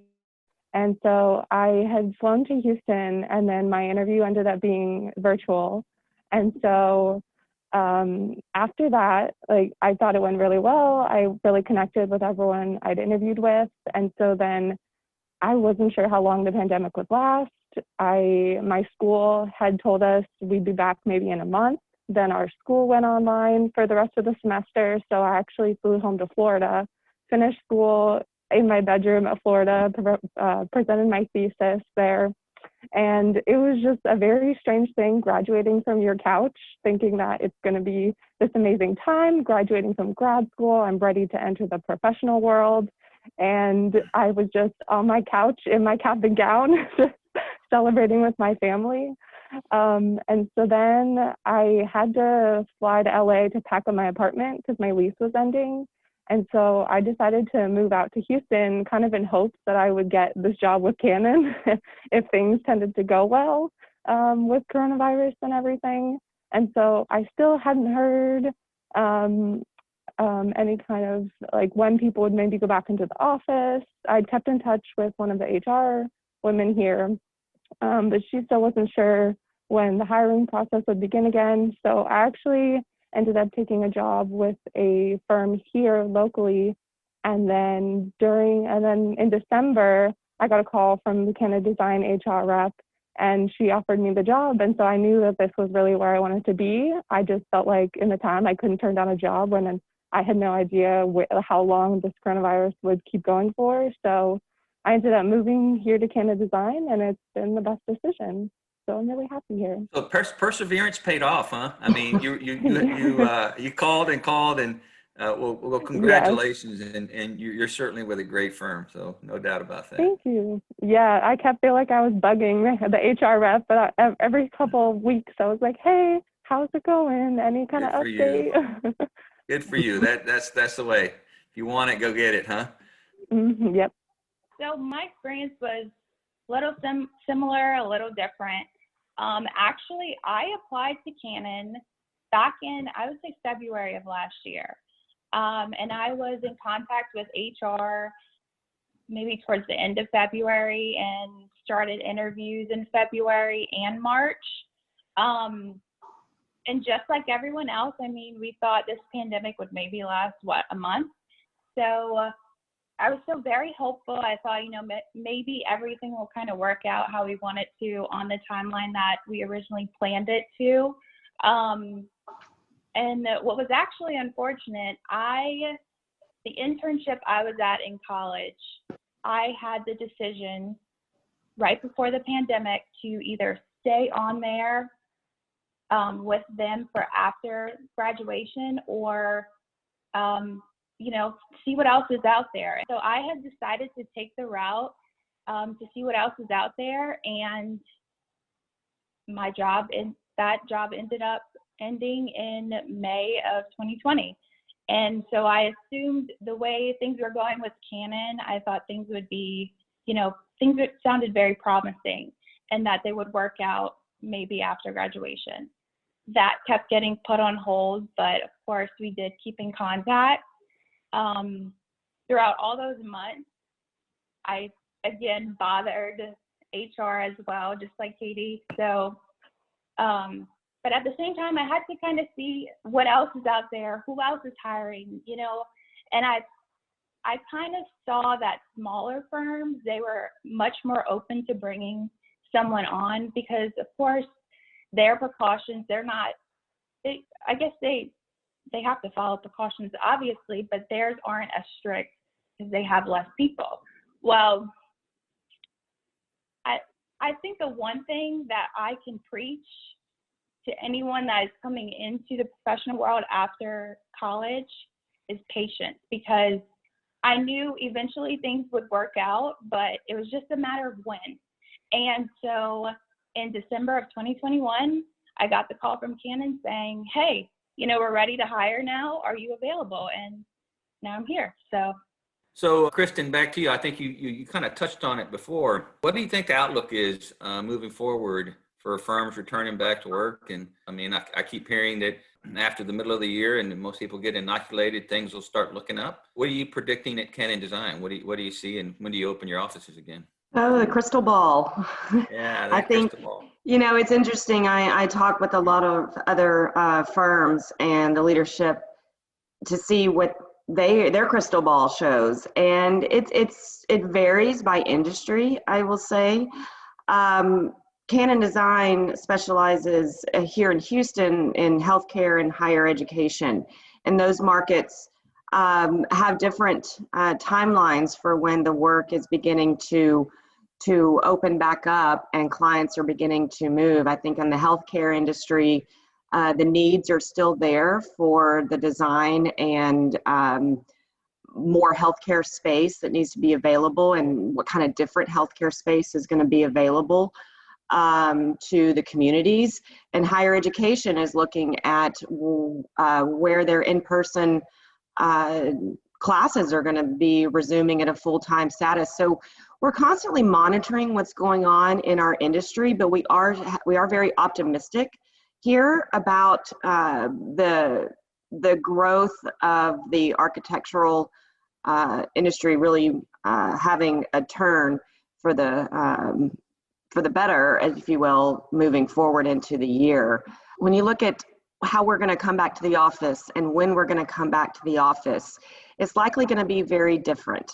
We're going to be looking at implementing a more flexible remote working policy within our firm, and I honestly don't feel like everyone will be back from 8 to 5 every day, or 7 to 7 every day moving forward. And if people are adapting in this way, then we're able to accommodate it and give people that work-life balance that is so important in our industry. And we're flexible because we know that everyone that joins us is going to conduct themselves professionally and meet their commitments that they have to their team members and to their clients. So it's going to be different. We're looking at how we utilize our office space differently. And do we need this much space moving forward? We have a beautiful space that is sitting empty right now. Moving forward, do we need a desk for every single individual? Maybe not. Maybe we need more open collaboration areas for when people do come into the office together, is to promote that teamwork, not necessarily individual work. So we're going through some strategies firm-wide about what's the best use of space together. And that's going to change the dynamic of the work environment, the physical work environment moving forward. And we have a dedicated team of corporate commercial designers within our firm that are exploring that workplace strategy right now to see what the workplace of the future is really going to look like. So we shall see. That's fantastic. One other thing, I know, Emily, I know you referenced some advice for those that are about to graduate. Is there anything more that either of y'all would like to add to those that are getting nervous about graduating in 2 months and putting their resumes out there right now that would be helpful for them? I would say a piece of advice would be, I know everyone has a plan, and right now, no one expected this pandemic to hit. So that plan might not turn exactly the way that you want it to right now. So like I said, I just preach patience, and you might have to take a different route to begin your career right outside of college, but eventually I think it will definitely work itself out. The advice I would have for graduates coming out now is really have self-motivation. I know after you graduate, it's really easy to just kind of want to decompress and really have some time to kind of just get out of school mode and try to kind of, like you said, pivot and focus on the future. And I think you should take some time to do that. But I really think persevering and having self-motivation to keep applying and keep in contact with any HR rep you can, or really anyone from a firm out there. And also, I think that self-motivation carries over to when you do get hired. If you do end up working from home or even working from an office where not everyone comes in every day, it's really your responsibility to get your work done and ask the questions that you need to ask to get your work done. And I just think it's really important to push yourself, even when you don't have a full team around you like you maybe normally would. Well, great dialogue from everyone. I want to thank you all for being part of this session. Where are the architects, right? Well, we found you, right? All is not lost, and we'll persevere, and we'll get past through this pandemic. But thank you all, and I hope that y'all have a great day. Hello, my name is Michelle Russo, and I'm the Managing Director of Research and Practice at the American Institute of Architects. I'm happy to be able to provide this short video with you to provide some insights on economic outlook and trends in the profession and the industry. I want to start with talking about some of the economic indicators we follow. So if you want to have things to check out to see where things are at, these are some of the main ones we cover. And I want to start with unemployment, I think, and employment numbers. I think that gives a sense overall about some of the pain we're feeling.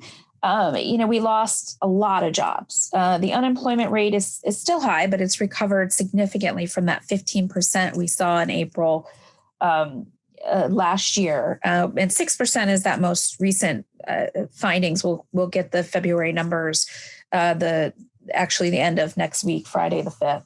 And that's not as good as you even might predict, because some of the losses have been converted to permanent unemployment. So people who just fell out of the labor force, and those aren't even counted in these numbers. So, we do have an unemployment problem, and that has a lot of reverberating effects on the economy. The next thing we look at is confidence. So that consumer confidence, CEO confidence.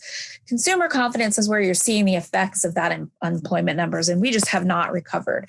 The way that people feel about the future and their ability to spend is still very tentative and quite low from that high we had in a year ago, February last year, before we had the rug pulled out from under us. So a lot of concerns on the consumer side, and that does impact recovery. On the plus side, CEO confidence is back to pre-pandemic levels. Some of this is related to the stock market and its relative strength. And these are people who kind of frankly are in different industries. So I'll bring up a couple times, but this is a tale of two markets going on. And those white collar workers who are able to work remotely in professions that are still providing services that are strong have done okay and are doing okay financially. And the CEO levels kind of are part of that. Housing starts, again, this tale of two markets has completely recovered.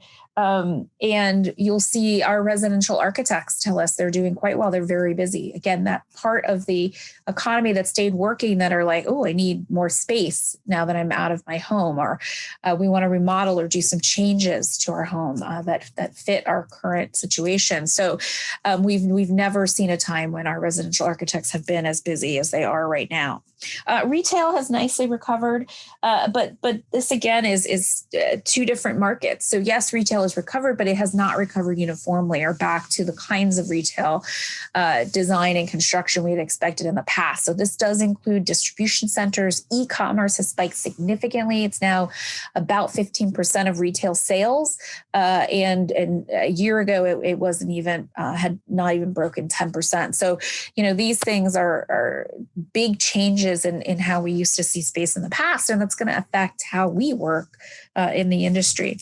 To give you a sense of spending, so how did this past year end?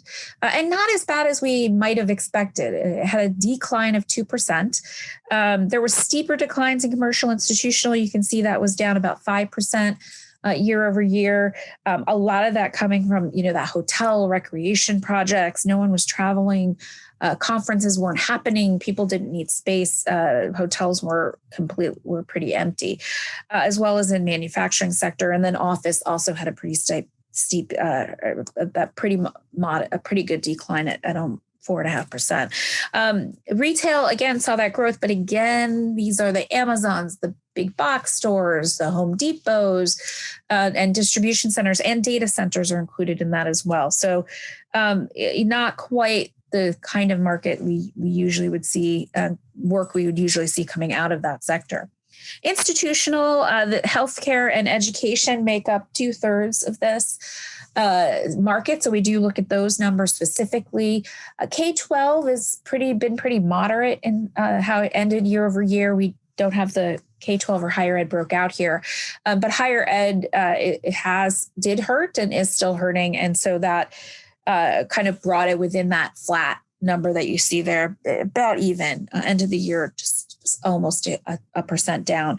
But healthcare, we did see improvements in spending happen in that area, and that's expected to grow again this year. So what about your prospects? What about employment in our profession? We came off an employment high, you can see at this time last year, almost 200,000 payroll positions at architecture firms. And there were some pretty drastic layoffs that happened in March, April, and then again in July.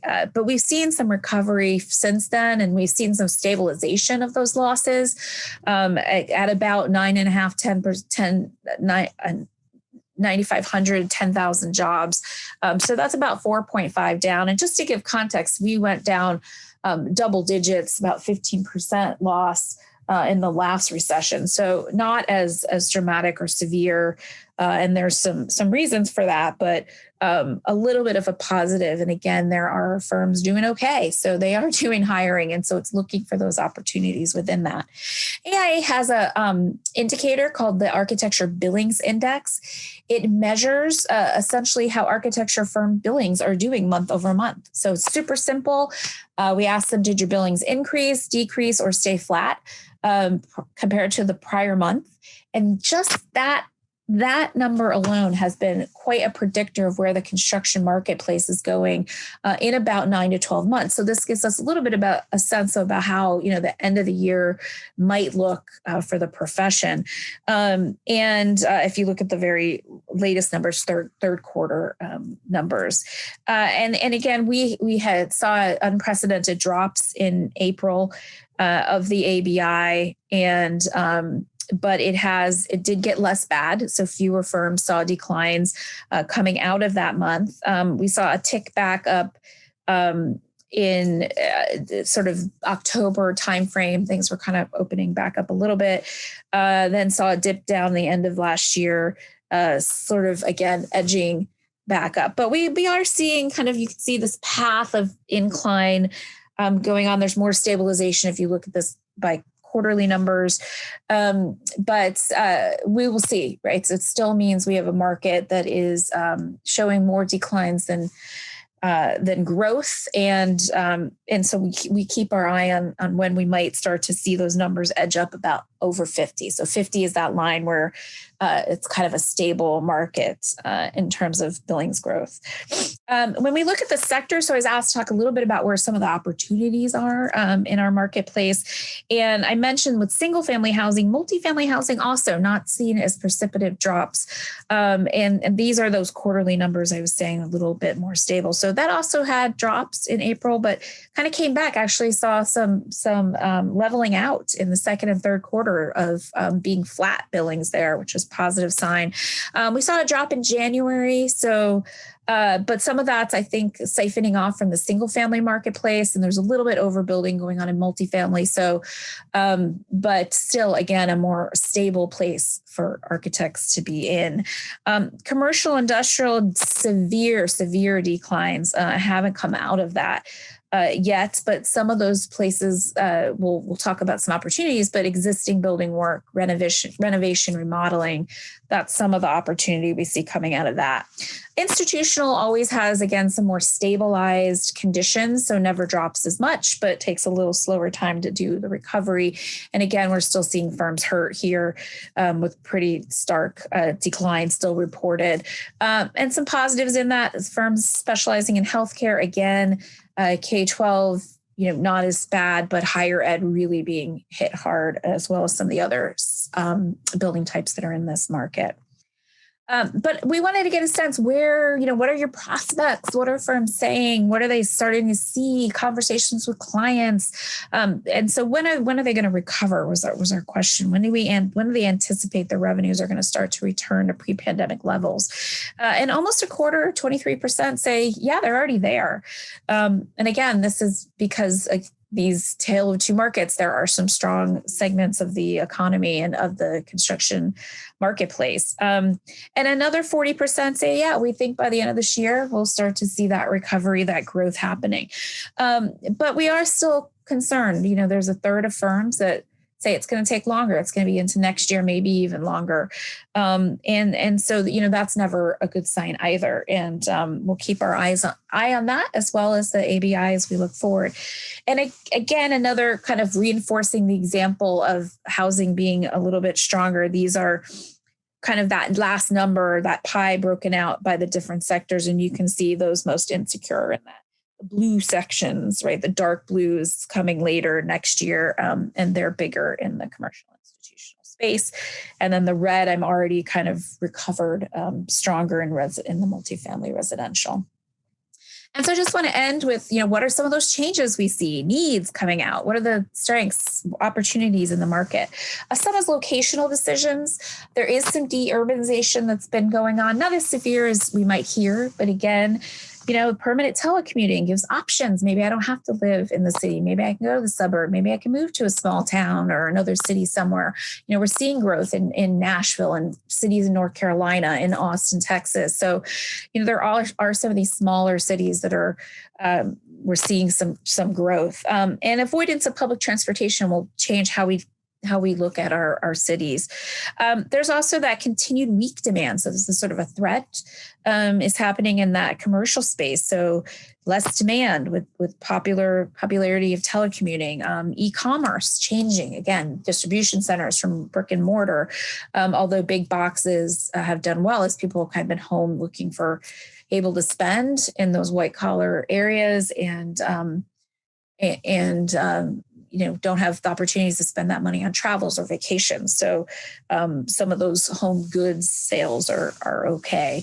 And then again, not needing hotel space because business travel limitations and also vacation travels.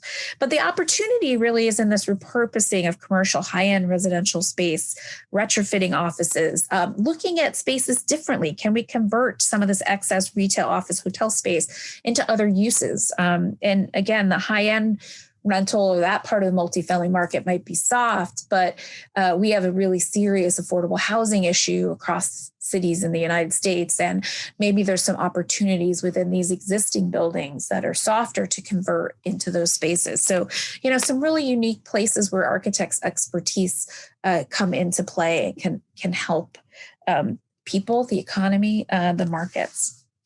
I was asked about salaries. So you can see the third button here, info.aia.org/salary has our compensation salary calculator data. It's pre-pandemic levels. So we're currently in the field gathering that data now. So late summer, August, September, we'll release the latest numbers and you can take a look and see what kind of our competitive salaries. Generally, again, they're aggregate numbers, so not really detailed, but give a barometer of where the profession is coming out of this pandemic. And then just some other resources here, and I'll share the PDF to go around. So thank you so much. I hope this was useful and that you have a great rest of your program. President Skovanec has graciously recorded a short video for your enjoyment, adding his perspective on the Design Leadership Alliance, DLA, and how it supports the Texas Tech College of Architecture. Sit back and enjoy it.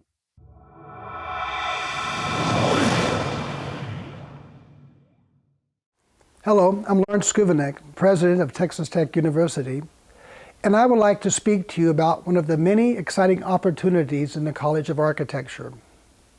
In particular, I would like to recognize a new organization allied with the College of Architecture called the Design Leadership Alliance. The DLA is a partnership between the college and leaders from across the building industry and the arts.